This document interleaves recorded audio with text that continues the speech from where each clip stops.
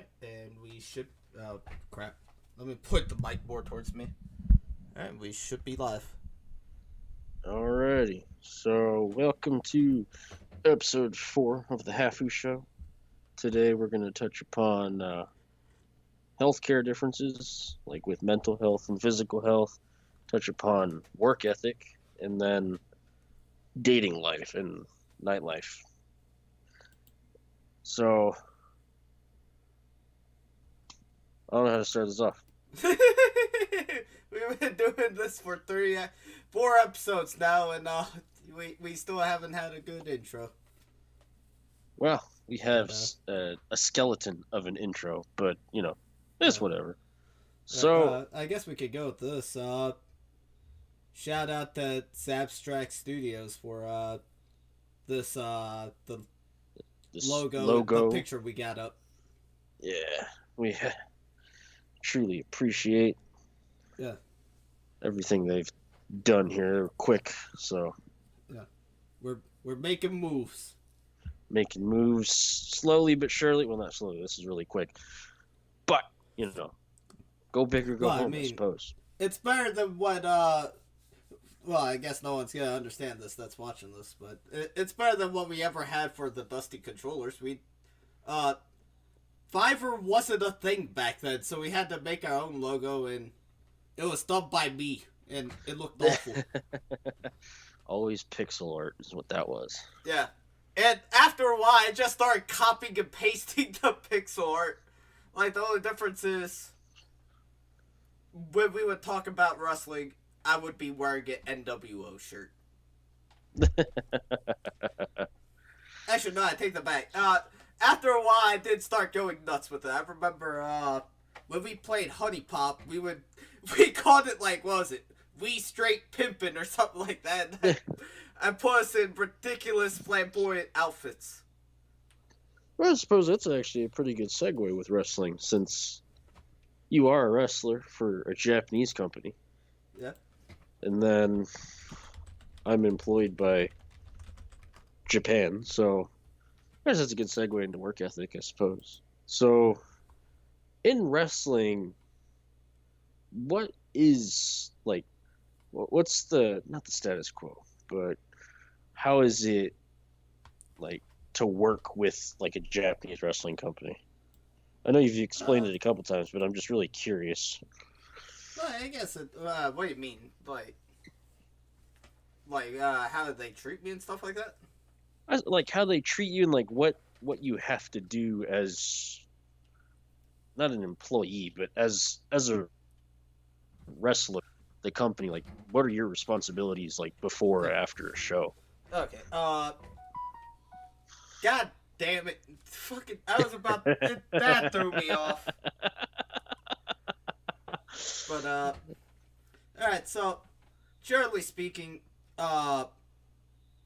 they expect me to be at the show, at least help set up the show, most cases. Okay. Like, if we got a show at, let's just say 2 o'clock, they want me to be there at 9 o'clock to help set the ring up at the very least. Ah, okay. Yeah. Be there for the setup and, take it down, but if it's like, I got a match at, alright, I live at, just to make it easier for the, state listeners, or, like, anybody listening in the U.S., or, hell, even someone outside Japan, let me put it like that. It would be like, I live in a province called Yamaguchi, or a prefecture called Yamaguchi. In some places, prefectures or provinces in the U.S., it'd be called a state, basically. Okay, yeah, that's true. Alright, so I'm living in Yamaguchi. If I have to do a show at, let's just say, Shimane Prefecture, depending on the situation, they do not expect me to be there at 9 o'clock in the morning to help set the ring up. Okay. But at least they're not making you, like, wake up at the, like, just 5 o'clock in the morning. It's like, be there, 9 o'clock. Be here at fucking 9 o'clock, so I'd have to be up and in the car, or be up at 4, be in the car at 5, drive 3 hours, set the ring up, Barely do the make show. it. Yeah. Take the ring down, get back in the car, and come all the way back. It's usually never like that. They'll if I ask for it, they'll usually set up a hotel for me. Okay, so Sometimes I will feel kind of bad because hotels are like what, depending on what kind you get, they could be like up to $60, and I just kind of feel bad, so I'll just go up in secret and not tell them. And just and you just spend the show night. up like, "What's up, guys? Like, when'd you get here?" Yeah. Oh, that actually did happen to me once. Oh, really? I did a show in Shimane, Okay. and I never did tell them that I was, I was gonna be there the day before, because again, Yeah. I felt bad. I didn't want them to spring for a hotel or anything like that. Well, I wouldn't either. It'd make me feel like shit and be like, Yeah. Even though they're more than willing to, I try not to. Yeah. But I went and stayed at the Dormy Inn the night before. Showed up at the place where since it was at festival. Showed up at like 6 in the morning. God damn, you must have woken up at 2 or 3 to get here this early. No, I woke up at 5. I was at that hotel right across the street from here. Motherfucker! Here's $60. Damn it! I suppose like they would want to pay for it because I mean they are asking your company for you, so I guess they're like that's like the only like source of compensation at the moment that I suppose you would get is like Sometimes hotel I don't even accommodations get at the very least. Well, sometimes they don't even ask ask my company. They'll just ask me directly, like, "Hey, can you come to the show?" Oh, okay. Then I have my company yelling at me later, going through Twitter. So, you had a show last night? Yeah. How you guys not know? No, you didn't say nothing on Twitter. You didn't tell us. You. All right, I'm trying that. I already cussed like 5 times, and we've only been live for 2 minutes. But yeah, About it's that, yeah. they were. But yeah, that's my main responsibilities. Obviously, do entertain the crowd at the very least, and make the company look good. Now, how long does it usually take to set up a ring? Usually about, depending on how many people are there, it could be usually about 2 hours. Dang. Yeah, that's just for like a quick setup. Not one time, but the multiple times I only ever wrestled for All Japan once, but I've helped them set up a ring quite a few times. For them, it'll take a little bit longer because they're a little bit more. They want it to be perfect. Yeah, they don't want it to actually break and someone get hurt. Yeah, and that's actually where I've noticed a big difference with most of the companies I wrestle for. I don't want to say there's more teamwork involved because obviously there's teamwork with them too, but it'll be like, hey, like a ring post is, I don't know how much it is, like over 100 pounds, would you say? So they don't even though all of us are more than capable of just picking the thing up and walking it to the truck and back. They don't expect you to do that. They want it to be 2 people per corner or post. All Japan, they were like, all right, you see that post? Throw it on your shoulder and fucking walk it all the way there by yourself. I can only imagine it's just like, fuck. Yeah. Oh, it sucks. Like, it's not so much the weight, it's just when it digs into your shoulder when it sucks. Nah, I can only imagine. 100 pounds on your shoulder, bro. Can only imagine how that feels. Yeah, it's over 100 pounds, and on top of that, since it's a big old stick, I'm really worried about like if I bring it too far up on my shoulder, it's just gonna tip over and hurt someone behind me. Yeah, I remember. It's not anything wrestling related, but I remember when I was in high school, I had to. We did drills for our class to do like military carry, like fireman carry. Yeah. We did an obstacle course with fireman carry, and I was like the second biggest dude there, both like weight wise and I guess muscle mass wise. So everyone else would get like the 80, like the 80, 90 pound people. They would always give me the people that weigh like upwards of $150. And they're just like, carry him. I'm like, what? It's like, carry him. You're bigger. You're big enough. You can do it. I'm just like, you want me to run with this dude? And they're like, yeah. Or you're gonna get you're gonna get like a lower grade for participation because you didn't participate. I'm like, well, yeah, you're making me load $150 on my shoulders and run. But needless to say, I did end up doing that, and I hated it like the day after because I couldn't feel my legs, like, and my shoulders were just sore because this person's wiggling, and the only way they can stabilize themselves is like pushing on your lower back. Yeah. So it's just like the most uncomfortable running position ever. And I'm just like, I sat there, I was like, Marines do this shit all the time, man. Fuck that. I can't do that. But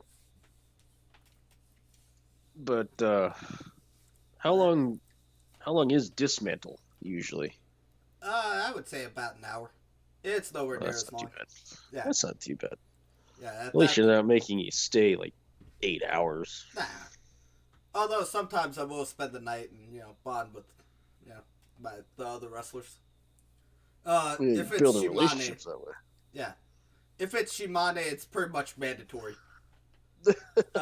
Mainly because my mentor, I'll say his name. He's a wrestler. He's cool with it, most likely. But Almighty No Way. Mm-hmm. Man, yeah, it's pretty much mandatory that before and after shows I have to drink with him. If not, and I'll, he would usually, I don't want to say beat me up, but he would usually hit me like kind of like in a joking manner, like you'll see on the Japanese comedy show where it'd be like, "Isn't this guy said no, wah ha ha ha ha," and like smack me. When he hits me like that as a joke, it hurts. So I don't want to make him mad and have him hit me for real.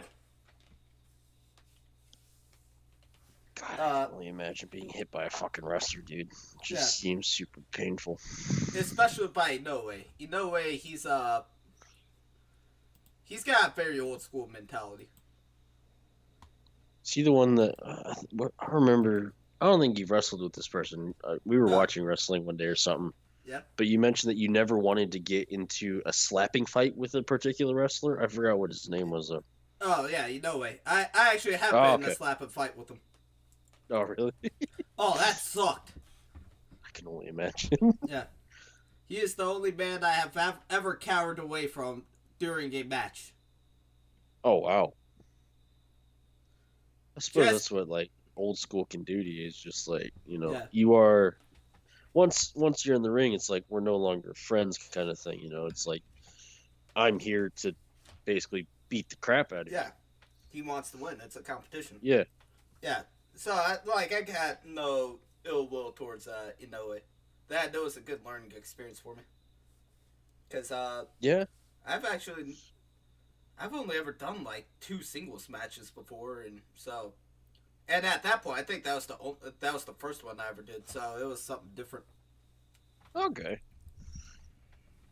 Like, so I suppose like the main difference in like stateside and in Japan in their work ethic, the biggest thing is like you have to be willing to go the extra mile or you'll be basically looked down upon. Well, not, I suppose you'd be looked down upon.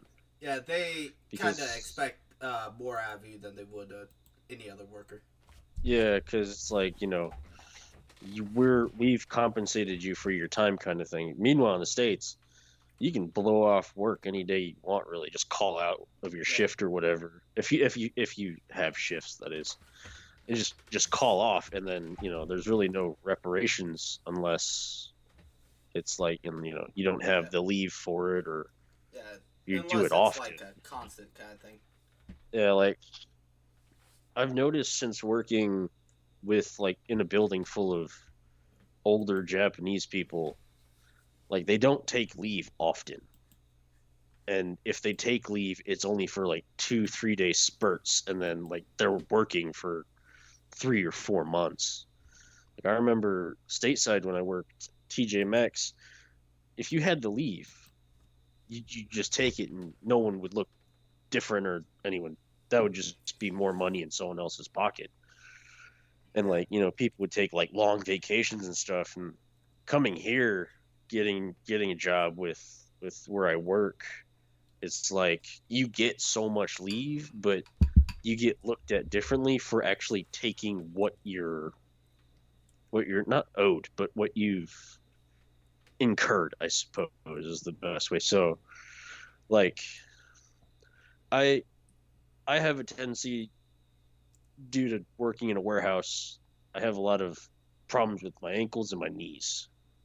So, whenever I'm at work and something happens and I have to go to a doctor, for the most part they're fine with it, but I've noticed that like coming back, they just kind of look at you different. It's like, you were gone a week. It's like, well, the doctor told me I can't walk for a week, so I don't know what you want me to do. I should probably explain. I work with kids, so I have to be on my feet. So I have to always be running around, making sure all like everything is safe and secure. With a busted knee or ankle, you can't really do that. So, like, I've had some un, unfortunate accidents with my ankles where I've rolled them really bad. Apparently, I fractured my ankle. Didn't even know it Mm. last year. And like I went to the and like I had rolled it one day running, and then like I couldn't walk the next day. And I went to the doctor. He took X-rays. He's like, "Yo, you have like a piece of bone, like literally just off your ankle. It's like it's rounded, so obviously it's been there for a while." But like I've noticed that whenever I came back to work, you just get weird looks because you didn't come to work, which is a big issue in like Japanese companies because it's like they expect you to come every day, which of course, you're getting paid mostly in Japan, mostly salary is your pay. So regardless of if you miss a few days, you're getting paid an entire salary unless you go over a certain amount for certain companies. And then that'll start to negatively affect your paycheck. But it's just like taking leave, like every Japanese company is entitled to like 21 days, I think, of like just vacation time, and people only take like 7 to 10 days because they're afraid of how they'd be looked at by their coworkers. It's just Yeah. it's something that I can't really. Well, I have to support it regardless because it's my job. But just like you you shouldn't have to die for a company to to be looked at with respect, I suppose. But like wrestling, it's mainly like you get calls, yeah. Yeah. So it's It's just like, just, hey, can you make it on such and such date or such and such dates? Uh, unless I already got a match that day, I'm never gonna say no, and then that's pretty much the end of it. I suppose Yeah, that's actually pretty good. yeah. I try not to. I Decline. never turned down a show. What? In the... Yeah, because it's like turning down a part of your possible future there. Yeah, So it's kind of like you're. I've noticed that if I like, because I've always wanted to be like for past 10 years I've wanted to be a teacher. So like I've looked at like any opportunity to do some sort of teaching or coaching. I don't want to turn down because I'm afraid that'll negatively affect my chances of succeeding. And another thing that's a huge difference is the overtime yeah. for like actual salary workers. Like Pretty much non-existent. exactly, it's almost like the company doesn't look at them as people. It's just like numbers. Well, that's what salary is. That is true. Your contract says you get paid let's just say $10,000 a year. That's all you're getting. Yeah. And then if you don't do certain things, or even if you do your job perfectly, I've noticed sometimes like people I know they've been expected to work overtime Yeah. just for no reason, just to work overtime. It's like that's the thing that kind of turns me off about like Japanese work culture is like you're expected to do overtime. Like I remember I read, I think it was a few years ago, there's a NHK lady, a journalist. She worked 164 hours of overtime in a month. So that's 80-hour weeks. She's running off fumes basically, and she ended up dying because just she was overworked. Yeah. I think that's where like mental health comes into play with That's actually an issue in Japan. I forget the name. Oh, Dengeki is the name of the magazine, but uh-huh. they'll have the like most evil companies of the year, uh, like publication every year, if I remember Oh correctly. wow. And it's usually about like companies that overwork their people so much that they end up it's so much of a problem, just to put it in perspective for anyone outside Japan out there, that if the police when the if you kill yourself and the police investigate, there's a possibility that they won't write you down as suicide. They'll put you down by death, and so death by overwork. Yeah. And it's And usually because of stuff like working 80-hour week, forced overtime, or should not even get paid overtime, have you work from home, etc., etc. then you got the other things like a lot of customs that like real strong in certain companies like nomikai, which in English is like Just drinking with party. coworkers. Yeah. You go to an izakaya, which would be like a dive bar essentially, or a snack bar. I think the states have snack bars. And I'm not too sure. actually, I don't think they do. Uh, it, Japan, I think put England has snack bars. yeah, England. If I believe they're just kind of like pubs. Here, Yeah. put it this way: an izakaya, for the most part, in Japan is you go there. Generally speaking, they got some, I guess, hand food, snack food type stuff. Appetizers. Yeah, mainly appetizers. Sometimes they'll have way more. You eat and drink there at Nizakaya. Yeah, and most We'll of the talk time, more about it later, most likely. most of the time they have deals. They have like 90 Yeah. minutes all you can eat, all you can drink, and it's like $15 to Yeah. drink all you can and eat all you can. Yeah. Obviously, they'd be charged two different things. So it'd be like $30 for the night, but you can eat all you Yeah. want for 90 minutes and drink all you want for 90 minutes. Like a lot Sounds of, great on paper, don't it? but whenever a company forces you after working a 12-hour day to go to work, go to a bar and drink with your boss, because structure and hierarchy is such a prominent thing in the workplace here that you got your senpai kohai relationship, so your superior and underling relationship, and they essentially never mingle together at work. The senpai is always telling the kohai, or like your boss is always telling you to do something, you do it. You don't ask questions. Yeah. It can be something Nomikai, completely stupid, yeah, and it's they like still expect you to just kind of like obey without question. it's like go to the roof and pick up pigeon shit. Okay, I'll do it, and you go and do it because your boss told you to. Yeah. We don't even Not have that a it roof happens. here. Not that that happens, but I wouldn't be surprised that tasks as dumb as that are things that are being recommended or being told to their underling. So the point of a nomikai is, I think it's really supposed to be a stress relieving thing because you're able to talk to your boss as a human being and not as your boss. So you can finally tell them like, I really hate how you're doing this. And they can't do anything. There's no repercussions for what you say.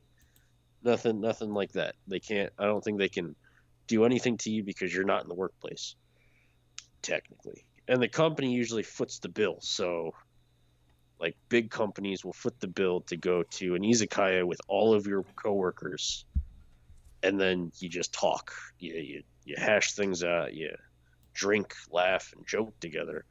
It's basically forcing you to hang out with people you probably don't want to hang out with at the end of the day. Then you have like Bonenkai, which is like end of year celebration. So New Year's is the biggest holiday here. It's a real big like sacred time in Japan. It's very spiritual. It's a very spiritual time to go into the new year. So you have a Bonenkai, which is a end of year party. Again, you go to a restaurant. Usually it's a nice restaurant, and you just eat dinner with your coworkers. It's not like a nomikai where you're getting hammered and talking to your boss. It's like an actual spending time in like respectful manner still, but you're not at work. But you gotta go to this. Like it's demanded essentially to go to a Bonenkai, Nomikai, stuff like that. Or if you don't go, again, you get looked down upon because they're like, we're giving you all this money and you're not doing anything with the company, essentially. We're giving you a whole 500 yen an hour and you're still not coming to a Bonenkai? What the fuck is wrong with you? Exactly. Oh yeah, the wage in Japan sucks. Yeah, like I remember, like most like convenience store workers, I think they make, I don't know, depending on the position, you can make anywhere from $7 to $12. Yeah. Or if you're the manager, you'll make 15 to 20. It depends on the time you work too. Yeah, so like a point you get paid a lot apparently is at night. Yeah, you get at least out where I live, it's like 1,200. They have the sign posted right up front. But yeah, like it's like 1,200 an hour. I mean, that's for a first job. Yeah, that's pretty decent money. You're making it's more than I made at my first 2 jobs. It's like almost double what you made. Shit. Yeah, my first job was at a damn Burger King and then a Pizza Hut for $9.50 an hour. Oof. My second job was at what I can only describe as Auschwitz, making 900 yen an hour, grabbing a box of crap and putting it where it needs to go. In a hot warehouse. Yeah, that's. I forget which one we talked about. Was it episode? I think it was. Yeah, I believe so. Yeah, whenever I talked about working at a hot warehouse and seeing the salt rings on my shirt every day after work. Yeah, I worked there for 900 yen an hour. Oh yeah, that sucked. Man, damn, I'm really making my 900 yen an hour today. Then one of my coworkers be like, "You're making 900 yen an hour? I make $15 here."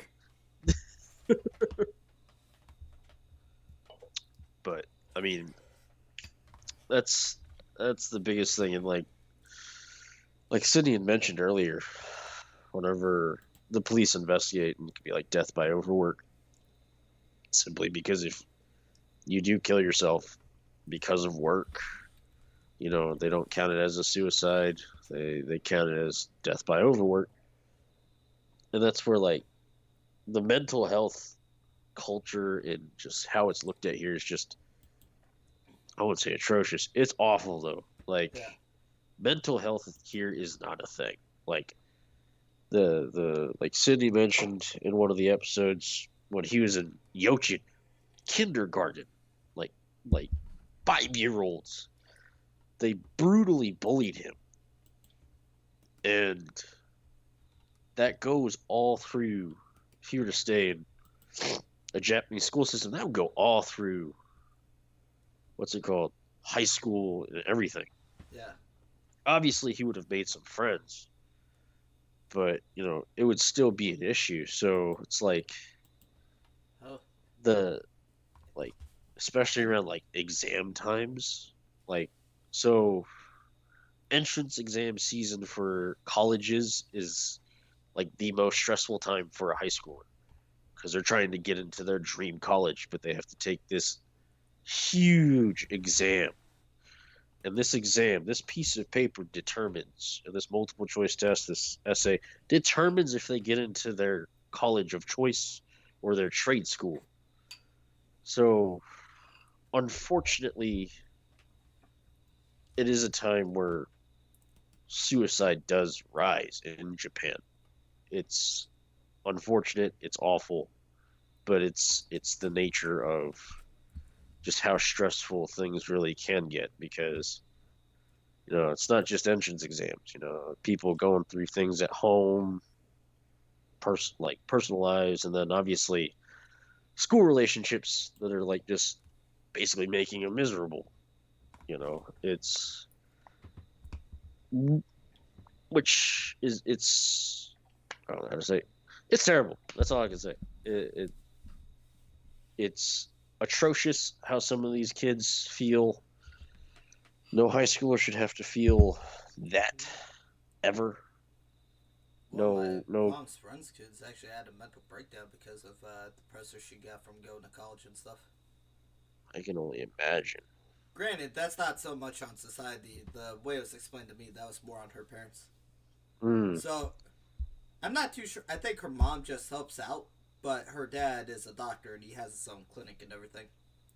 And the plan was to eventually pass that clinic down to their oldest daughter. yeah, But it's kind of hard for someone to have a clinic when they ain't a doctor. So they were just like constantly pressuring her to become a doctor, and eventually it just took its toll on her. yeah. She had a mental breakdown. She's the way it was explained to me, she's still pretty screwed up from it. I don't know how true it is though. I haven't talked to her in 2-3 years. And like I remember we had we had a I was in seventh grade. We had a kid coming from Japanese middle school coming into a Dodge school, half and everything. Didn't speak a lick of English, but he went through some stuff that it just kind of mom put him in Dodia, and then that's where he graduated. But it kind of puts into perspective with everything I've heard from people that I know and like people I've met. It's just it really is a survival of the fittest type environment in a Japanese school. Yeah. And I suppose it's going to be like a weird, not an analogy, but it's going to be a weird comparison. But now, like talking about it out loud, I honestly think Battle Royale is literally just the stress of going to entrance exams. Honestly. It is Like, considered a horror manga or a horror yes. novel. So it's a bunch of people get sent to an island by their psycho PE teacher or principal, and Well, you're and they have close. and then they have to kill each other. Kind of, it's Storyline basic. is Japan won World War II, and they decided, all right, we need to do something about the youth of Japan, because they're a little bit too violent, or I think that it said they're a little bit too rebellious. They basically wanted to behave, so they're like, all right, screw it. Why don't we just pick a random class every year to kill each other? And here we are. So, like honestly, the comparison between like the survival of the fittest argument, the stress of always being hunted or hunting could weigh into an entrance exam. Like this is their future, and they've got all of this. They got basically the pressure of the world on their shoulders between this, like these few months of study and testing that they have to basically bear it all themselves. And it's unfortunate. Although I would argue that that might be more on the those kids' families too. That they're probably getting more pressure from home than they would by like their classmates and stuff in this situation. Probably because it's a lot of the time it's like parents that want their kids. Parents always want what's best for their kid. Yeah. They just some parents don't go about it the right way. Like, there's a joke in America about like how Asian, it'll be like, what's this? You got a B on your report card? You're supposed to be Asian, not Bayesian or something like that. Why the fuck did you get all straight A pluses, so on and so forth? That whole stereotype. That is 100% true in Japan. I don't know about most parents. My mama was that. Man, fucking the one dream my mama had for me growing up was me and her were gonna be scientists together. She watched a lot of what was it, like science mystery on TV Discovery Channel. So she was like, "That's what I want you to do." Imagine how she felt when I was like 12 years old. Mommy, I want to be Mama, I want to be a heavy metal guitarist when I grow up. The fuck?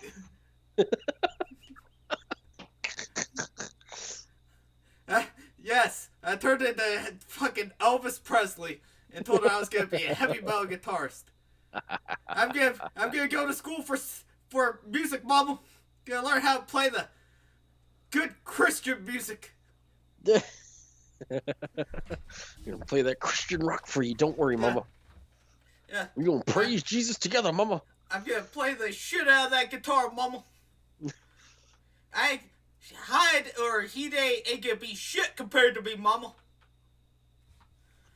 Lo and behold, turns out she didn't like she did like extra pants. She just didn't feel the need to say anything about it until I was already a grown ass man, and we kind of decided to half-ass quit talking to each other. I was fortunate. I was truly fortunate because my mom and dad never put that kind of pressure. Yeah. They just wanted me to get C's. They're like, look, if you try your hardest and you get a C, that's fine. It's like, if you could do better, great. But, we just don't want D's and F's. Yeah. But my parents, they've always been like that. They're like, as long as you tried, that's all that matters. It's like, if you can do better, you learn from this, obviously you'll be better for it. But I can't really relate to that entire stereotype because my folks were always just like, look, if a C is what you can get, great. C plus even better and onward, and B's and A's obviously is like, that's fantastic. But like for us, it's like C's are like basically, Oh, that might as well have been an F in my family. Oh, man, I remember one time I got grounded for fucking 3 months or for a quarter, half a semester, because our school we sent out report cards by quarters. Yep. I got a fucking C on this report card. I got grounded for 2 months. Oof. Damn. After a while, my parents just realized I kind of thought school was a big old waste of time, but they just kind of gave up on me. They're like, alright, look, obviously this dude made his decision. He's not going to be the scientist we've been hoping for. We're hoping that the whole guitar thing was going to be a phase, but obviously that ain't happening. I remember I'd always wanted to be an actor when I was in high school, so we tried the whole acting thing. Didn't work out, unfortunately, but, I tried it. Yeah. But, like, back to the topic at hand, like, Asian families, like Japanese families, like full-blooded Nihonjin, they expect a lot out of their kids, and sometimes their kids just can't give it to them, so they get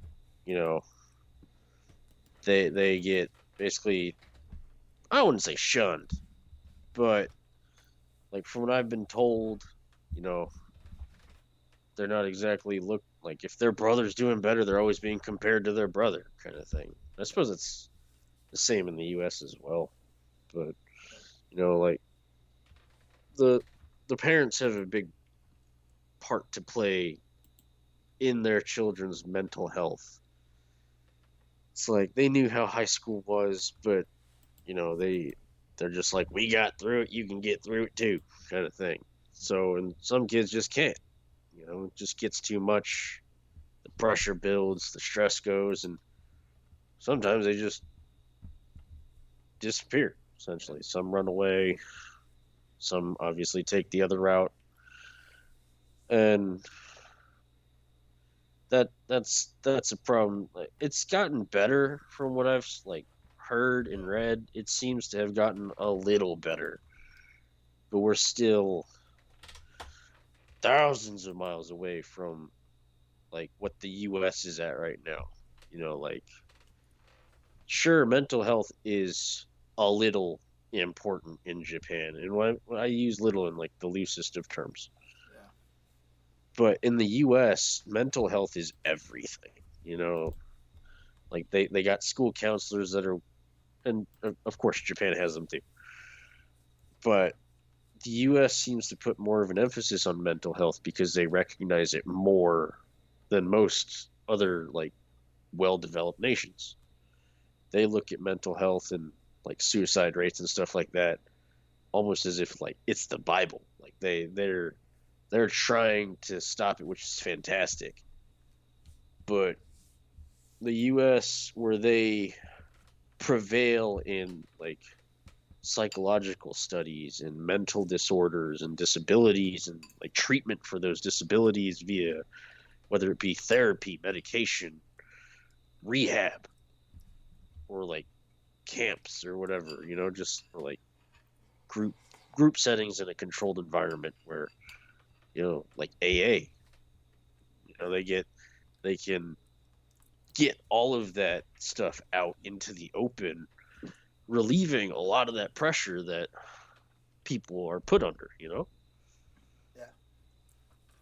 But big but where the US prevails in a lot of great mental studies and psychological studies, physical healthcare is just non-existent. I wouldn't go. I would say maybe I would. It exists. Only problem is it's expensive. Yeah. And I would also lump mental health care in there too, where they have they got some good health insurance, or their mental health care is I wouldn't say top notch, but they're working on it.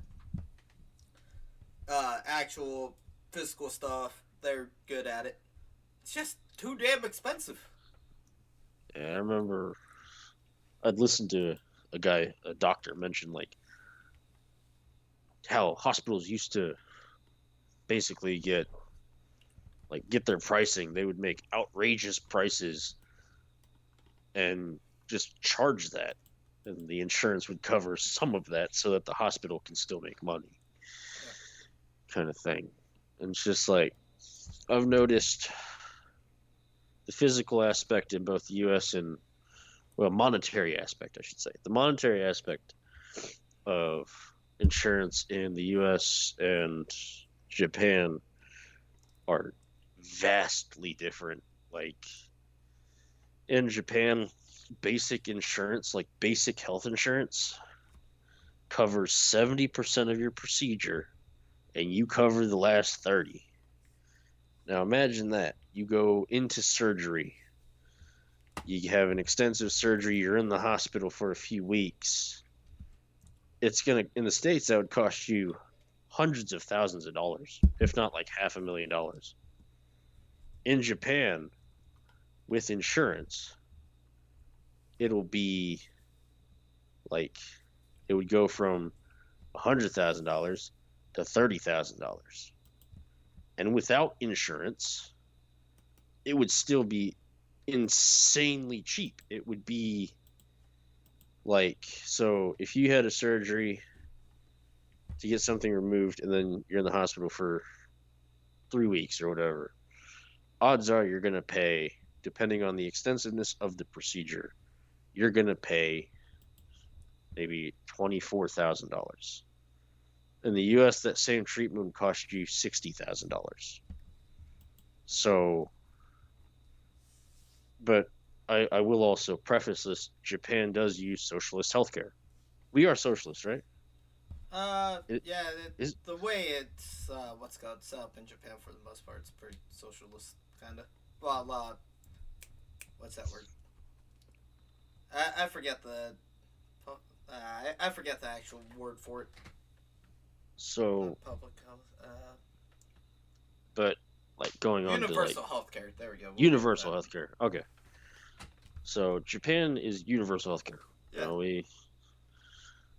Who would have thought it works? Yeah, it's basically this. You pay taxes, guess who's getting insurance? You are. Bing, bang, boom, Exactly. get to go. And then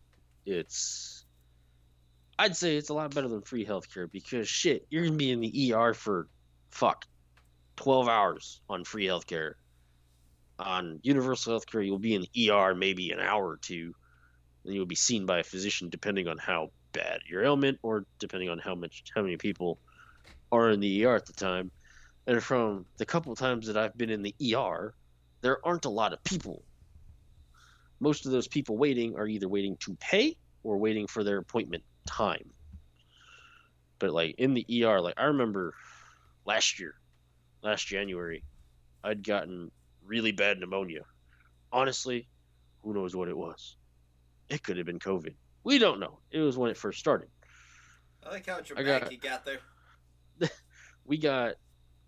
I got pneumonia. It was rough, you know. It's like the first time that I got really sick, I was by myself. It was scary as shit because, you know, we had just heard about COVID and how rampant it was in China, and the cruise ship. I forgot the name of it. Diamond Princess. Yeah, the Diamond Princess had just pulled in with over 600 cases, like in a boat. So like the doctors, like they didn't know what it was. This is before PCR testing was a thing. They tested for influenza, strep, well, both influenzas, A and B, and then strep. And they're like, these came back negative. We're going to do a CT scan, chest x-ray. And they're like, all right, you have fluid in your lungs, so you have pneumonia, but we don't know if it's viral or bacterial, so we're going to send you to the city hospital, the big hospital of my area where my folks live. There's a real big hospital like 5 minutes away, and that's where most of the people go for nowadays. There's like a COVID wing, and then they do a lot of procedures in this hospital. So I get to the ER. The doctor had already called them saying, I have a patient with some form of pneumonia. We don't know we don't know if it's bacterial or viral. He was at a concert in Chiba. He had gone through Haneda Airport, basically going through all of these things, like these like locations that I'd been that you would most likely contract a like corona, flu, strep, or whatever. You know, airports are filthy, so they're like, yo, I have a patient here. He just got back from the Tokyo area. He had to pass through here. We need him. Like, I need you to see him. I got to the ER. They did a pee test, a chest x-ray, consultation with the doctor, and like the blood testing. They basically did an entire physical essentially that day and got all the results back that day. And they're like, we don't know what you really have. We know that it is pneumonia since there's fluid in your lungs. The thing that I'm going to do is I'm not going to tell you to stay in the hospital tonight because you can still breathe. But I want you to take this antibacterial medication. It's like it'll help you. It'll clear up the phlegm in your chest. It'll kill whatever bacteria is in the lungs. And then if this doesn't work, we'll move on to a viral treatment, and then we'll look at hospitalization. Because if you do have corona, we need you isolated from the population. I'm like, okay, cool. This, with all of these tests, it would cost hundreds of dollars, maybe $1,000. I paid 10,000 yen, which is roughly $100, for all of this testing plus the medication.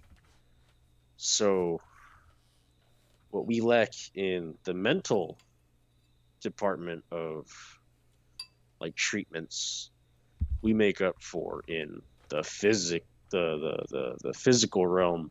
I would say 'Cause- financial more than anything. Well, yeah, financially, because a lot of these doctors have gone stateside to get medical school because states have the best medical schools. Yeah. It's just outrageously expensive.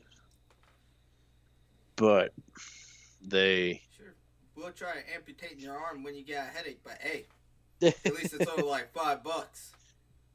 better than what the military would give you. You have blood in your stool, and you have like furious diarrhea and vomiting. Here, take an ibuprofen. This should Man. do the trick.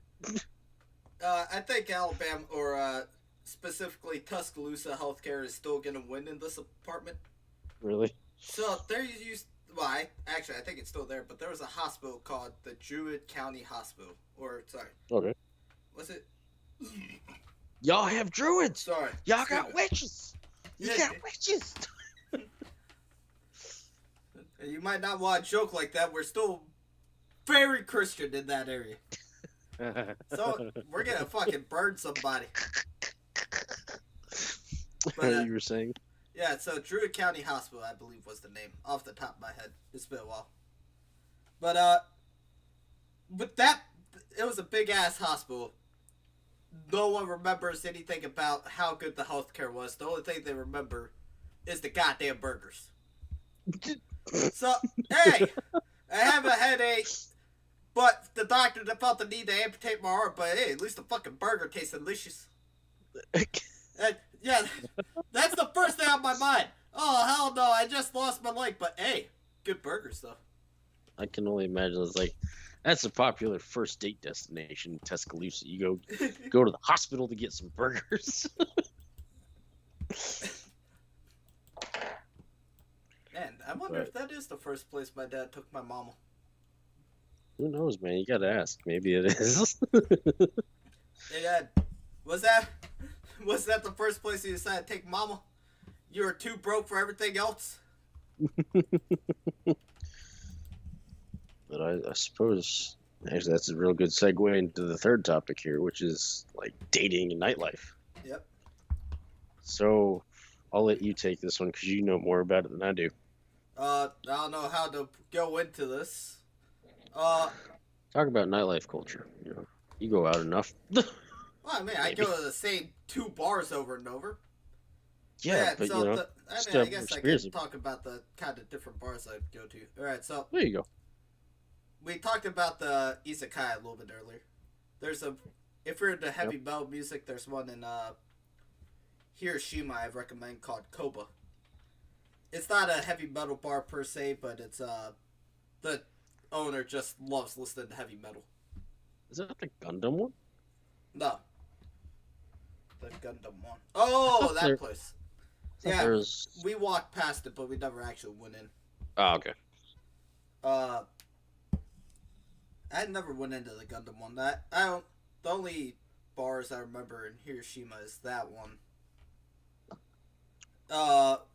And the one with the the one with the Filipino people. I guess I could go through that story. So one night I decided, all right, fuck it, I'm gonna go drink. This was before COVID. Mhm. Actually, like exactly 1 month before COVID. I'm gonna have to come up with nicknames for all these people.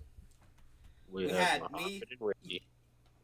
Muhammad, Obviously, they're nicknames. We call Muhammad because he looks like a terrorist. And retarded Ricky came from a joke because I used to, whenever I talked to one of my friends in Singapore, I referred to him as retarded Ricky, just because I like the alliteration. We can't say that word, Sydney.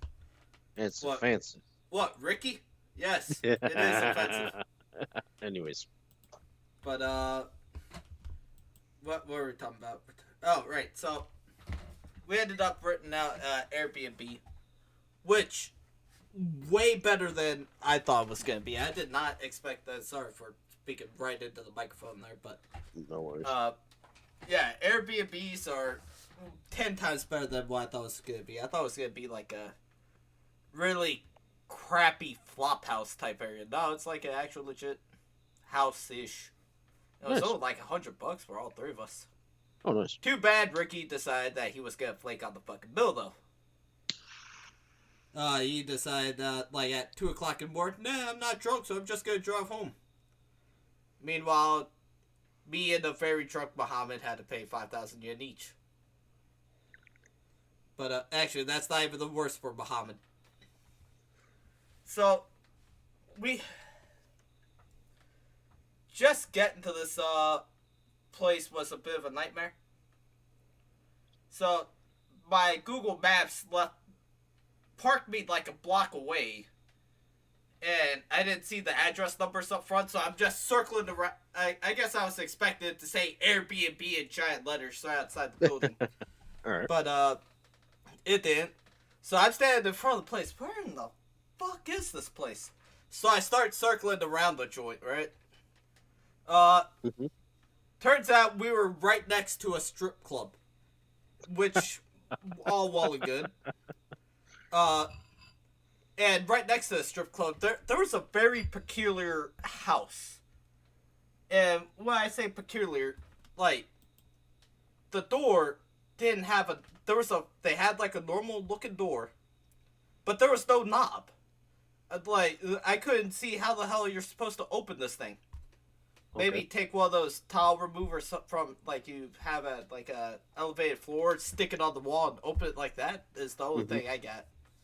Alright, whatever. Eventually, after, like, 10 minutes of circling around this block 52 times, I finally get in. Eventually, Muhammad and Ricky show up. And we decide, alright, we're gonna go out, we're gonna eat real quick, come back, take a shower, and, go drinking. Nothing really happened until we got back, took our showers, and started heading to an actual bar. Because the plan was to go to this heavy metal bar and pick up some women. That did not work like we hoped. But, I'm getting ahead of myself. So, as we're walking out of the B&B, we walk in front of that peculiar house from earlier there was some random old lady sitting, like, on the little tiny fishing chair there. She just, like, Wakai Kolia. Like, that was her exact voice. Which means, young men come here. No, she was saying, we have young girls here. Oh, okay. All three of us, we were thinking the exact same thing. We're like, oh shit, we're gonna get jumped with, like, our fucking, like, she was like an old lady from a RPG or something, where you talk to her, you immediately get jumped. We just start darting in the other direction. We go to the heavy metal bar. It was completely packed. And the way this particular izakaya worked, at least at the time, if they ain't sitting at your table, you don't fucking talk to these people. So, it didn't work out as well as we hoped. So we decided, alright, fuck it. Actually, it turns out me and the owner did have had a mutual acquaintance. Oh, nice. Yeah. It turns out, so, I know a wrestler, his name's Ray Paloma, right? I just happened to look at a wall and I saw, like, one of his posters up. He's your teacher, right? Kinda. He teaches me every once in a while. Like, if, it's not his dojo, it's someone else's dojo. But he'll show up and train every once in a while. But yeah. I see that poster there, so I asked him, "Oh, are you a wrestling fan?" "No, I just know that fucker from high school." "Oh, well, he teaches me," and that's how we kind of became acquainted. We leave there. We go to. There was some guy, like just some random street barker, right? This dude's been trying all night to fucking get us to follow him just anywhere. Like, cause it'll be like, we'll walk past him. Hey, would you like to go to a bar? Or go to my bar? No, man. We already got a place picked out. Come back 5 minutes later. "Oh, you guys are back already. Would you like to come to my bar?" "No, we don't want to go to your bar. We're trying to go eat somewhere." "Well, I know a good restaurant around here." I know my fucking voice is offensive. But it'll be like that all night. Eventually, Muhammad screams, "You know what? Fuck it. We'll go with you." At this point, I had a I can see him doing that too. Yeah. Muhammad was just completely frustrated because this is the 10th time this dude asked. I don't know how to feel about getting pulled into a random club by a guy I'd never met before, so I immediately fucking hand in pocket, have my knife in hand already open just in case. We're walking with this guy. He asked us where we're from. We're from the States. How about you? He's from Turkey. So on and so forth. We make small talk. We got to the bar. Mm-hmm. And we ask him, "What's your name?" "Urat." "What?" "Urat." Alright, nice to meet you. And then he goes away. What the fuck did he say his name was? I think he said Morat. You sure? I think it was Floor Mat. You sure it's not Borat? To this day, we still don't know what the fuck his name is. Every time we talk about that dude, it's always something that rhymes with or something that rhymes with that. Okay. And it was a Filipino bar. Ah. It's exactly what it sounds like. It's just a bar full of nothing but mainly Filipino women. I think a couple of the bartenders were dudes, but they really didn't do anything other than hand you a drink. Okay. So, this is also a very common bar in Japan because I don't know why, but basically Filipinos are a very big fetish in Japan. That's the best I can describe it. I prefer not to. I've heard like stories and like buy me drink bars. So Japan has the buy me drinky bars is what I don't know what it's actually called. We just call it that, unless it's called like a girls bar or something like that. Sometimes I've heard them referred to as a girls bar. Sometimes what's called hostess bars, so on and so forth.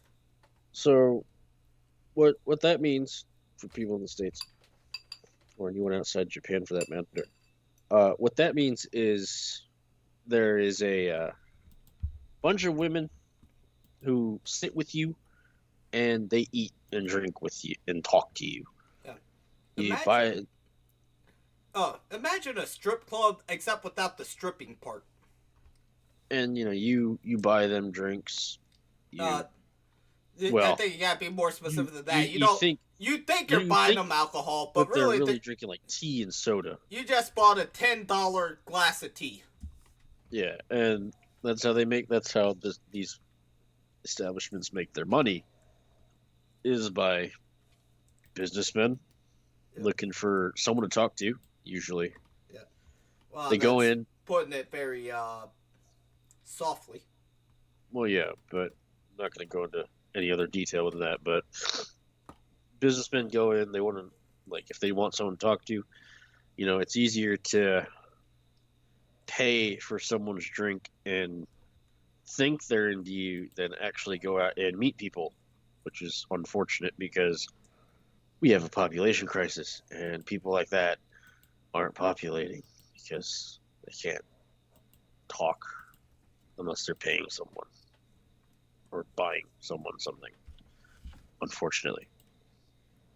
But a lot of time it's just so like they can vent about their day, because a lot of the time salarymen don't have a family to go to because they're overworked. They don't have time for a family. On the days they're off, they're probably working. On the days they're off, they're either working or sleeping. Or Or they're doing both. or they're doing some semblance of like service to the company they work for. Now, it's not saying all businessmen are like that, but it's I wouldn't be surprised if that was really like what it was. Is these guys come to whatever, like they come over and or they stay home and they're just on their computer doing an Excel spreadsheet because their boss said do this kind of thing. So they go in, they want to talk to someone, vent without without worrying about developing a relationship. They just want someone to talk to and accompany them for the evening. Yeah. So that's what a buy me drink bar is. It's just a place where women come and talk to you and you buy them overpriced drinks and food. Overpriced tea. Overpriced tea. And that's it. In this particular situation, I'm still very disappointed in both Ricky and Muhammad. Because Ricky is, 6 years older than me? Uh-huh. So, and has been to way more bars, so I figured he would know how buy me drink bars work, because I figured it out in 5 minutes. Yeah. Meanwhile, Muhammad is Filipino and is like damn near 40 and also been to these bars plenty of times before, so I figured he would understand how these things worked. But, well, actually, I think Muhammad didn't know. Ricky did! Yeah. And I like how my voice just completely cracked there. But yeah, Ricky did not understand how this worked. So, one of the ladies was explaining how the system worked. It's blah, blah, blah. For this many, I think it was like an hour and a half. For an hour and a half, it's this much, but you can drink all you want, blah, blah, blah. And if you want to order a girl, that costs you 2,000 yen. Alright, order a girl means, like, let's say you go in there and there's a girl you liked. You can be like, hey, I want to talk to her. You fork over 2,000 yen, she comes by and sits with you. And it's as stupid as it sounds. You pay the 2,000 yen. If that guy across the bar over there also likes that girl, he can pay 2,000 yen to have her come sit with him instead. Like, right soon there afterwards. So I already understood how this worked. I'm like, alright, I'm not ordering a girl. Fuck that. But it's already a foregone conclusion I'm not gonna get laid at this place. Because I'm not paying $3 million to get for a girl to get drunk off of tea. After a little while, so the chick I got stuck with would not shut the fuck up for more than 5 minutes. Like every hour or so, they would have like a little show going on. It's like 4 or 5 of the girls go up there and dance around. All right, cool. Try to watch it, have fun. Meanwhile, this chick is just screaming in my ear, yeah, these girls are pretty, right? You know how pretty these girls are? They're only here for a few months. These girls are pretty, right? I get it. Shut up. I'm trying to watch the thing. But I don't want to say that to her because I'm not that big of a dick. But not soon long afterwards, I'm over there drinking my drink. I think the chick I was sitting with went to the bathroom. Ricky leans over to me. Did you order a girl? No, why the hell would I? Someone's gonna end up asking for her right after I buy. I don't want to say buy her, but order her anyways. I didn't say that to him. I just told him no. Mm-hmm. He was like, I asked him why. He said, well, I ordered a girl and then someone immediately paid for her afterwards, so she ain't sitting with me. It's only been 5 minutes. Yeah, I could have fucking told you that was gonna happen, Ricky. So we stayed there for about an hour and 30 minutes. Okay. And asked for the check. I got the number of the chick that I was with. And you know, we said, all right, well, we meet up afterwards. Didn't think nothing of it. We got the check, $400 fucking dollars for Ooh, 3 people. Shit. Muhammad is completely blitzed. He just whips out his credit card. Oh, I'll fucking pay for it all. Fucking slams, puts the card in the clipboard, slams it down. Right card, please. Oh, holy shit, Muhammad! What the fuck? I'm so glad he paid for it though. But all You right. ended up paying him back, right? Oh, I paid him I paid about 10,000 yen to him. Okay. But yeah. I talked to the chick that gave me her number. I'm like, hey, I'll see you later. Like I said, didn't think nothing of it. We get back to B&B, and she actually calls me up. I'm like, oh, fuck, all right. Talk to her. You know, hey, I just got off my shift. Can we meet up? Bring your friends along. All right, cool. They said, or what? I'm not gonna say her name over the air, but yeah, we'll call her Apple. That's a very generic. All right. The Filipino women do not use their real names in Japan for any reason, so don't be too surprised if you do meet an Apple in Japan. Hey, Apple just said, you know, she wants to meet up with us and bring you guys along. You guys cool with that? Ricky and Muhammad are both excited because they met girls they liked at that bar. Oh, can you ask her if this chick and this chick are coming? Yeah, hold on a second. Hey, yo, is this chick and this chick coming? Yeah, they'll be here too. Alright, sweet. Yeah, they said they're coming. Yeah, they're all excited. We get to the meeting spot. There were 3 completely different women there. Yeah. So I got Ricky and Muhammad pissed off at me because they think I lied to them. When in reality, I had nothing to do with the selection of women. Apple lied to you. Yeah, Apple lied to me. So we just got a chain of lies. Yeah. So, alright, crap, whatever. They suck it up. We go to some little karaoke spot. Where these 3 women would scream at the top of their lungs for it just to say hello. Yeah. Scream at the top of their fucking lungs all goddamn night for 3 hours. It was so bad that me, Ricky, and Muhammad all said, "Yo, fuck this. You know, this ain't worth it. We're gonna fucking just call quits after this." It was so bad that there was a chick at that bar I had a shot with, but just decided to dart out the door instead. Totally not because I'm an idiot. Like, after I sat there and thought about it, I'm like, alright, yeah, maybe in hindsight I should have talked to... There was some Japanese chick there. Voice of an angel.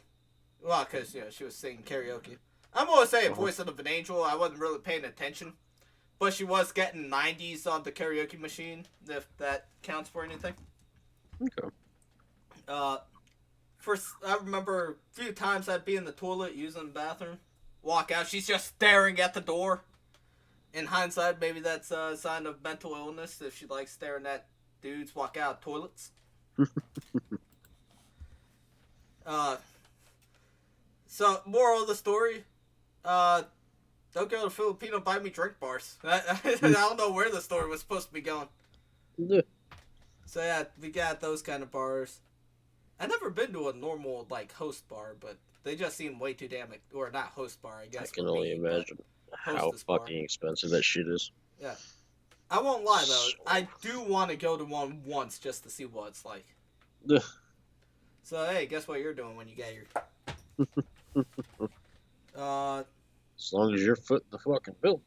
Well, you better be... I'm not footing the entire... But I'm not Muhammad. Then I I'm ain't not going. forking $400 for you to pay for it to ask for a chick to sit next to you for 5 minutes. But let's see. Yeah. Izakayas are another thing that we touched upon. You know, Yeah. just like snack foods, essentially, Yeah. fried foods. Imagine a restaurant and a bar mixed together. And you go mostly with like friends. Yeah. You go in a group. You don't go to meet people unless you're Uh, going there just to enjoy yourself, and then you can like talk to the mama son, which is like the she's usually the owner, the one that yeah, runs the bar. yeah. She runs the bar. It's usually an older woman, Yeah. and Uh, she's most time hella that good Cobra cooking. place I was talking about. That one. I went there about a month ago, and there that time since it was kind of empty, it was easy to meet people. That and apparently they're not used to big ass guy jeans running around in there. Sorry, And you let me phrase that. have They ain't used to big ass guy gene that does wrestling, nor are they used to a 26-year-old girl with as many piercings and tattoos as she did. yeah. And then we have we have a some places we have a pub, like an actual like English pub, Mm. and then Yeah. we have I'm trying to think of other things that we have that like are specific to Japan. I guess we have like unisong bars too, which is like anime song bars. You Like go that's a there. really big thing, and you literally go there to talk about anime and sing anime songs, Yeah. or just sing whatever you want. But most of the All the time, bars I've ever and the song bars I've been to, it's always specifically had to be an anime song. and like most of the time, you're gonna be there with like-minded individuals who like anime, so you can. It's easier to meet people who are into your hobby. Yeah. We have like actual themed bars. Like there's bars that are like themed after like the Gyaru lifestyle. So Gyaru like basically Gyaru is like a lot of makeup, fake blonde hair, long fingernails, like Jinx Pokemon. She's modeled after the Gyaru lifestyle. Her name in Japanese is legit Gyaru. Is it really? I forget what her name is. Yeah. Alright, I'm looking this up now. And then so they wear like excessive amounts of makeup, spray tans everywhere, blonde hair. Like Her name is not Gali. I thought it was Gyaru. Yeah, it's Ryujila. Yuji. I thought there was like Gyaru Pokemon. Maybe it was like that was her type is Gyaru Pokemon. Well, I mean, it doesn't say in the on Bulbapedia. But they have like that's a theme. You got cafes that serve alcohol. It's not a bar, but it's a cafe. So Yeah. Akihabara, everyone's heard of it. I mean, everybody. It's the anime mecca of the world. It basically it's home to the Maid Cafe, which is exactly as it sounds. Like 20-year-old girls dressed up as maids, and you serve and you eat cute foods and stuff. There's really nothing else to put there, but like alone, when we went to Comic Con a few years ago, we had an airsoft bar. Yeah, well, that was a cafe.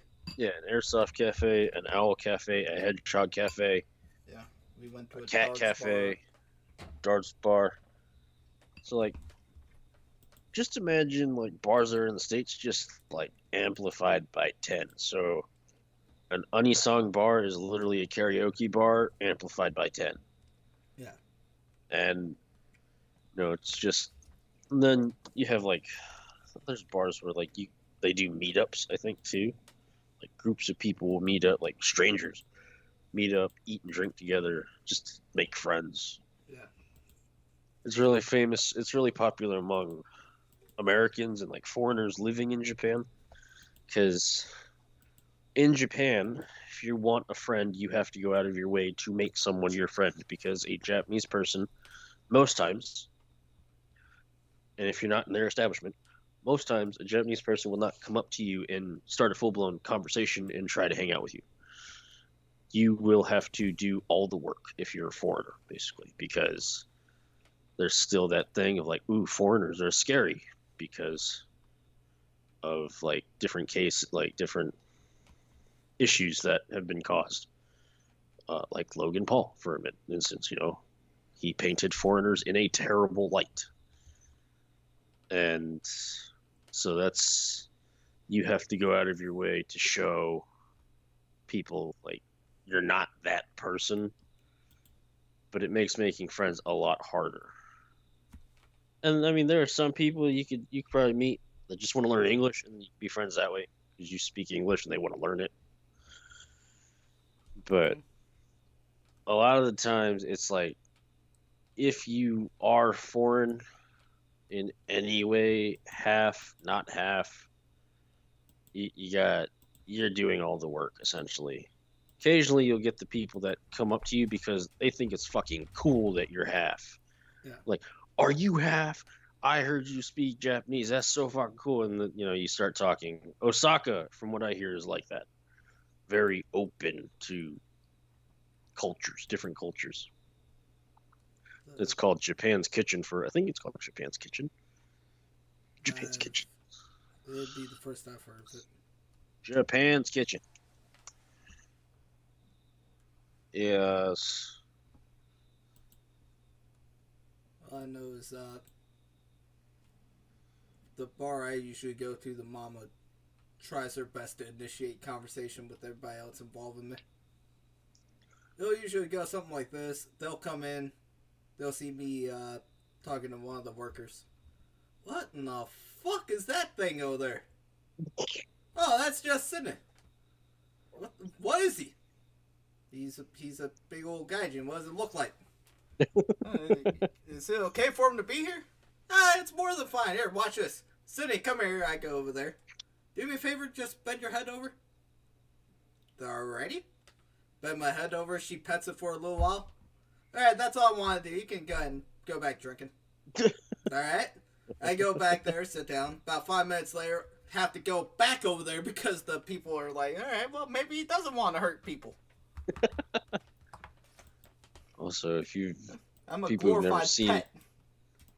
we've never seen Sydney, he's very intimidating when you first see him. He's got like that resting, like, I'm gonna kill you face. Resting, I'm gonna kill you face. But when you meet him in person, it's like the complete opposite. It's literally like talking to a teddy bear. But yeah, I can put it see. this way, my neutral expression is not the smiling thing you see on the logo there. Yeah, it's always just kind of, no smile. Just the look of, Jesus Christ, leave me the fuck alone. But then when you start talking, he just keeps going and going and going. Unless you're a chick working at a Filipino bar, apparently. Then it's like, yes, I'm not gonna talk anymore. That's the like. She tried like texting you for like 6 months after that or some shit, right? She did not stop for a good minute. Actually, she got me in trouble with my girlfriend. Well, girlfriend at the time. Dang. Yeah, because I'm sitting there, I'm hanging out with my girlfriend at her and her mother's apartment. Phone goes off like 52 fucking times. I look at my phone because I thought maybe it's my dad or my mom and something bad happened. No, it's her. I'm like, and while I'm looking at it, she grabs the phone and starts playing with it. I'm like, oh fuck, this is not gonna go well. Who in the fuck is this? Preface this: he wasn't fucking around. Yeah, I'm not that kind of guy. Like well, at least back then. He had met the Filipino woman like 4 months prior to dating this girl. More or less, it was like a weird. During that time, or before that time, it was like I guess the best you could say is we were on break. Mainly, she wanted to concentrate on her college classes, and she would ignore the fuck out of my texts. So anyways, once she graduated, we're like, alright, fuck it. Let's get back to this. But anyways, she texted me, who the fuck is this? Oh, good lord. So I went to a bar. We traded phone numbers. She wouldn't shut the fuck up. Please don't kill me. I didn't stick my ding-a-ling in her. This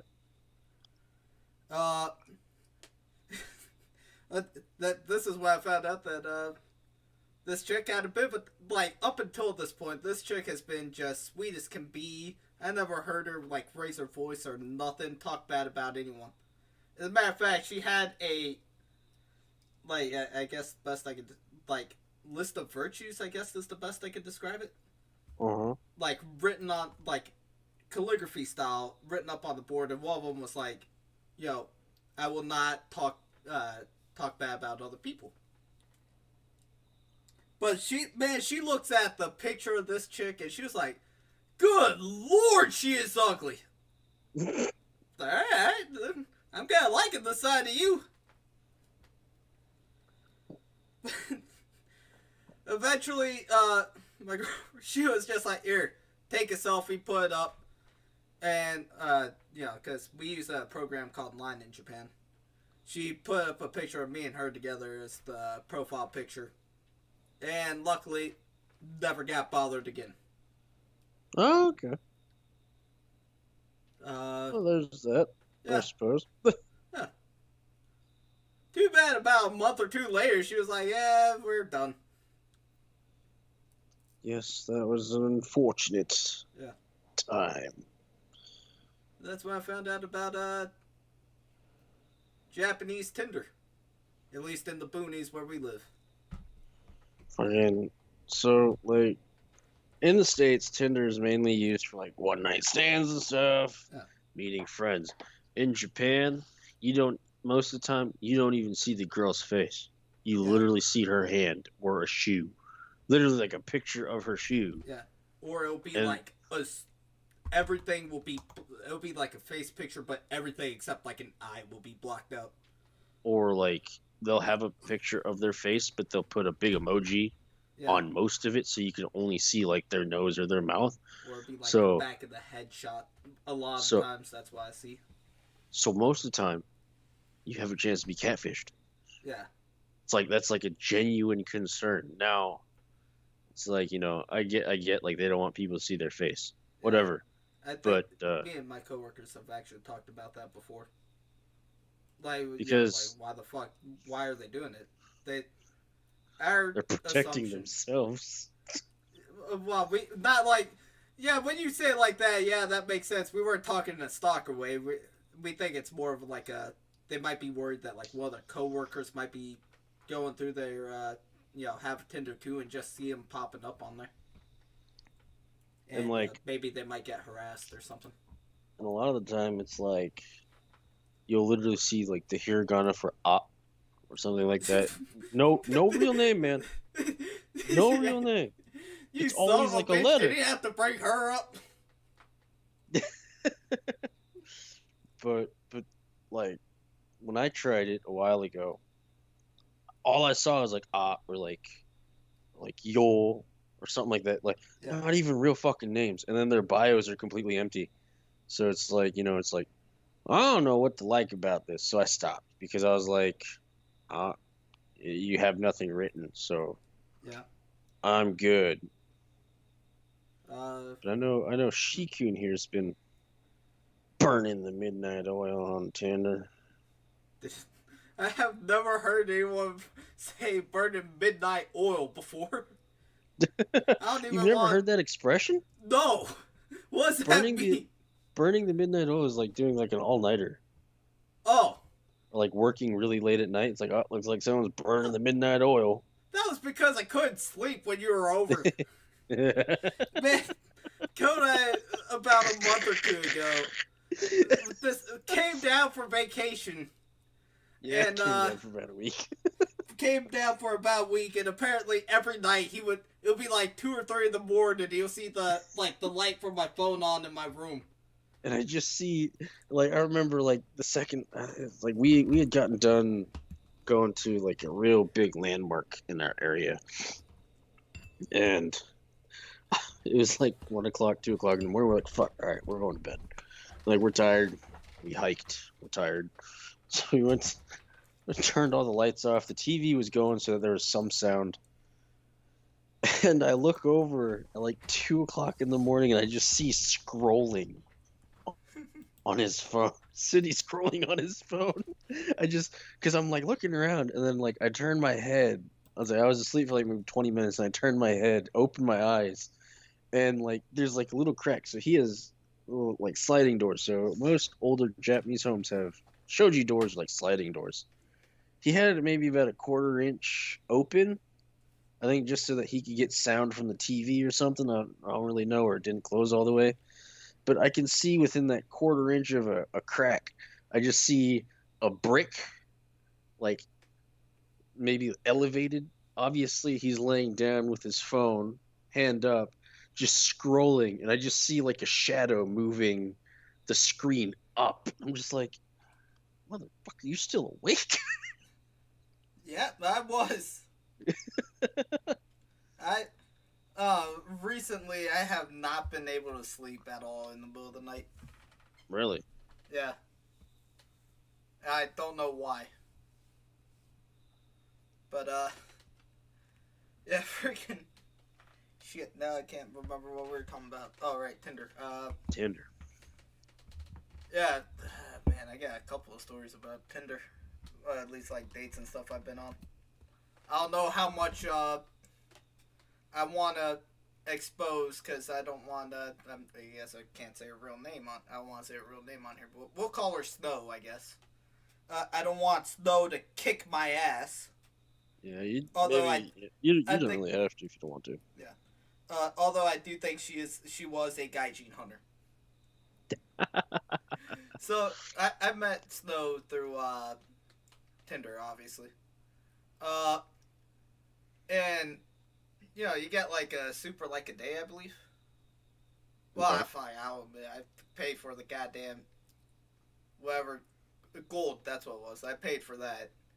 So I had like 5 a day, and I just saw she was in the games.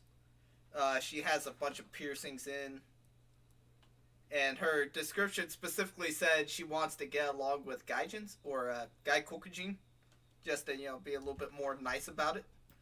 I was like, yeah, that's Foreign. What's basically foreigner. I was like, all right, what's good? What's the worst that can happen? Super like her, and one thing led to another. So yeah, I didn't think about it until later. Wait a minute. She did write on there she wanted to be friends with Guy Kokujin. Shit, she's a Gaijin hunter. Yeah. I guess to give some context, Gaijin hunters are girls in Japan. You know, obviously Japanese girls that are looking for a foreign husband. Whether it's to go to the States or, well, actually 9 times out of 10 it's for that reason. They just want to get to the States for whatever reason. Basically, green card. Yeah. Although I have not heard her mention a whole lot of,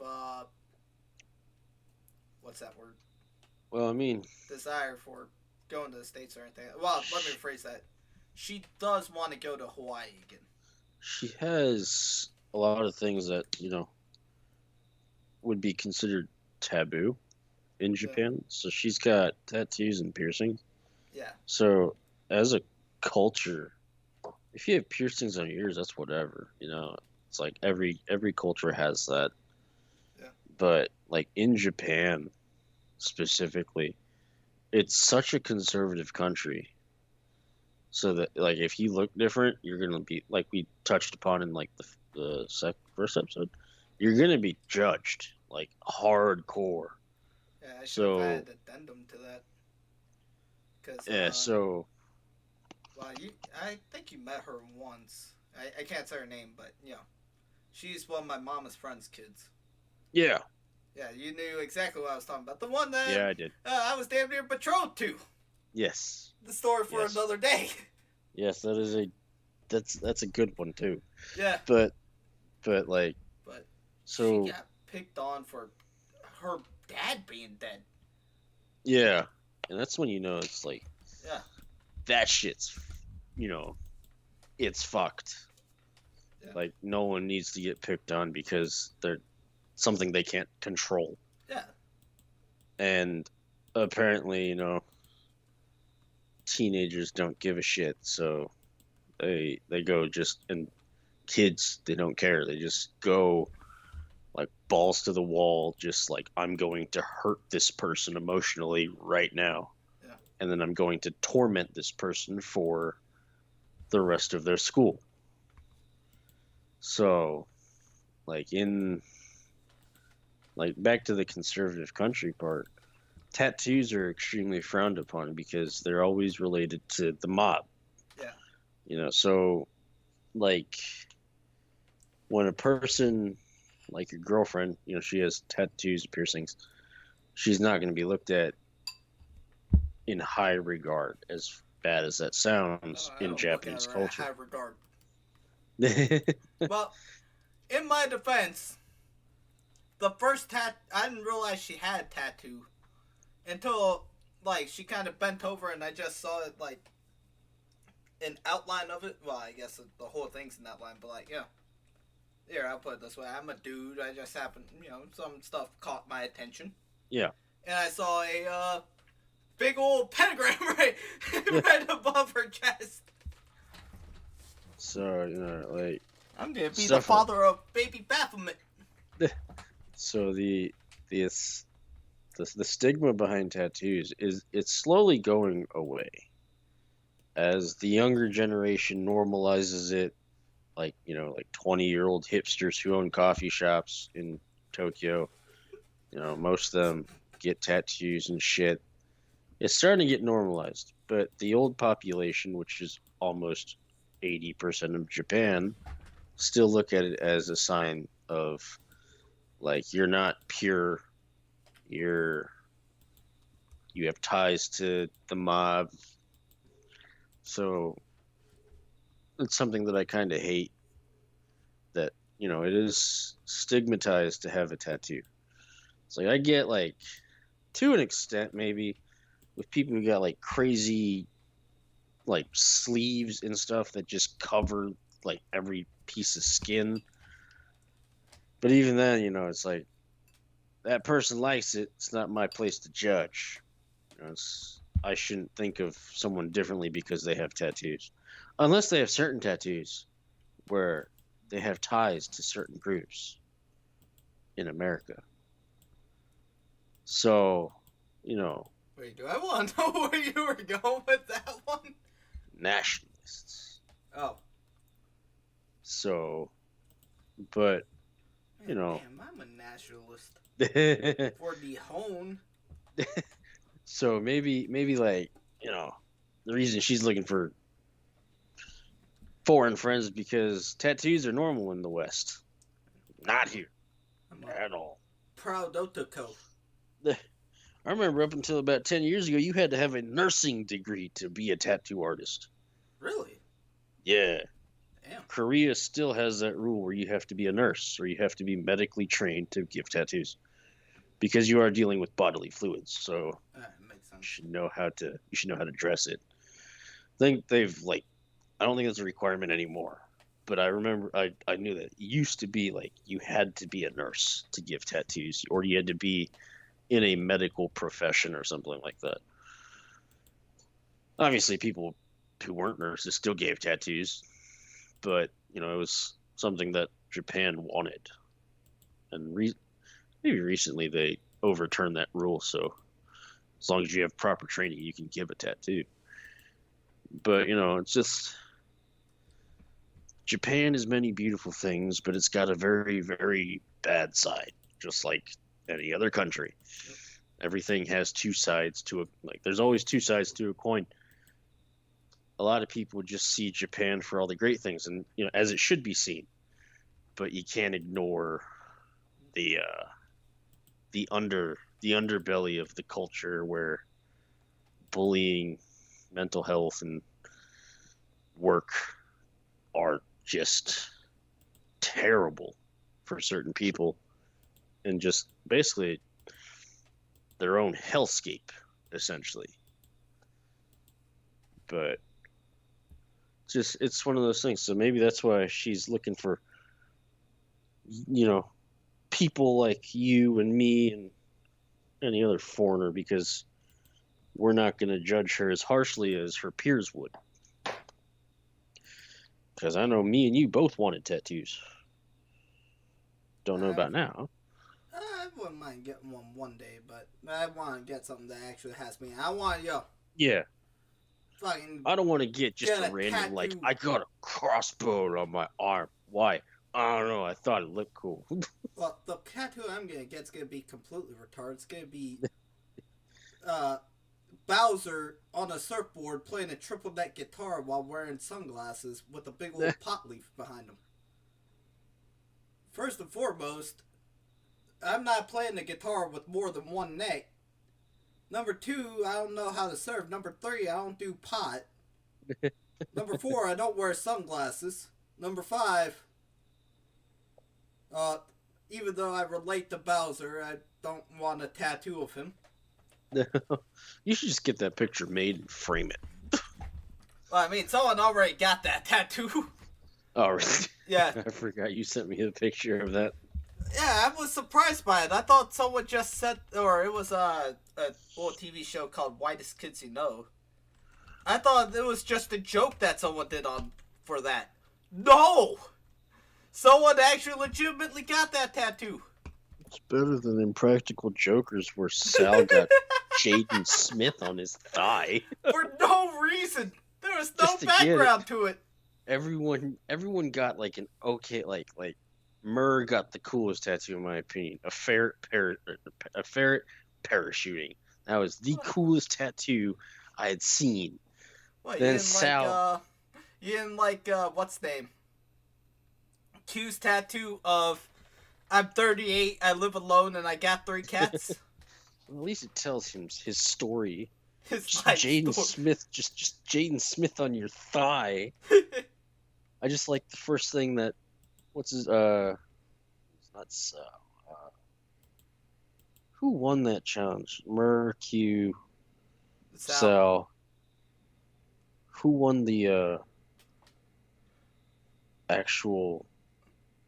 I think it was forgot his name. Or sorry, it was Sal that won it.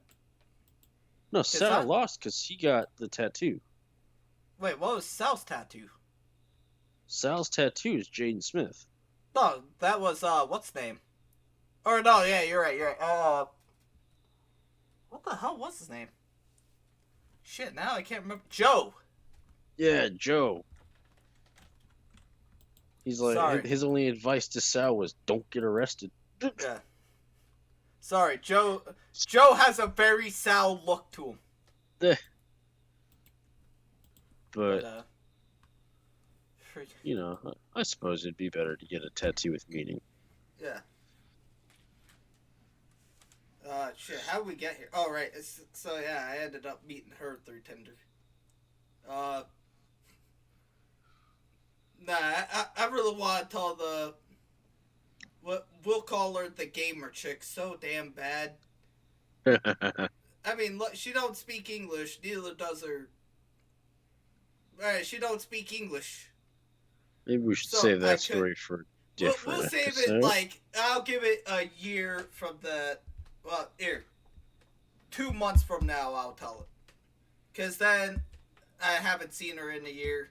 I like to think that's a good enough buffer zone. Okay. And give it another year, and I'll give you a wrestling-related Tinder story. Alright. I'm writing it down. In 2 months, Sydney will tell the gamer story. Gamer girl story. Gamer girl story 1 year from now. Yeah, 1 year from now, we'll just, we'll call it The Legend of Wrestler Sydney. Wrestler Sydney. Yeah. Anybody that's, watching this in a year, feel free to remind me. Oh, Actually, I got it written. Yeah. I just have a weird suspicion that you got it on the alarm, too. I do. Oh, I alright. put it on my calendar. Alright, here. Well, you know what, fuck it. We'll give a specific date for the, gamer girl story. Here, on the October 29th, stream, we'll talk about it. Gamer girl story. Yeah. Mainly because we already ran out of topics. And we got to our time point, so I think it's a good. Oh no, I meant we ran out of topics. That you had when we first started this, you had like 5 episodes already came in mind. Yeah. Only problem is 3 and 4 ran together. We fucked it up with episode 3. Yeah. So we moved the 5th one to now. Now the problem is what we're gonna talk about next week. We'll figure it out. We'll brainstorm. Here, we'll talk about me crying like a little baby bitch after the reveal of Saints Row reboot. There we go. Have you ever We'll wanted talk to see about Gamescom next week. Sorry, now I'm just thinking about what's it called? Jay and Silent Bob right now. Hey yo baby, have you ever had I forget what it was. Like eaten out by a fat guy in an overcoat. Nice. So. Alright, so I guess we're good. Yep. Alright. You want to hear more shout outs. Another TV viewer, Cat Cold, I saw you guys the last few weeks. Hopefully you guys keep on watching Academy Impossible. I see you again. Nice to see you're in there. Hope you guys enjoyed it. And, alright, I guess we're done. Alright, see everybody next week. See you next week.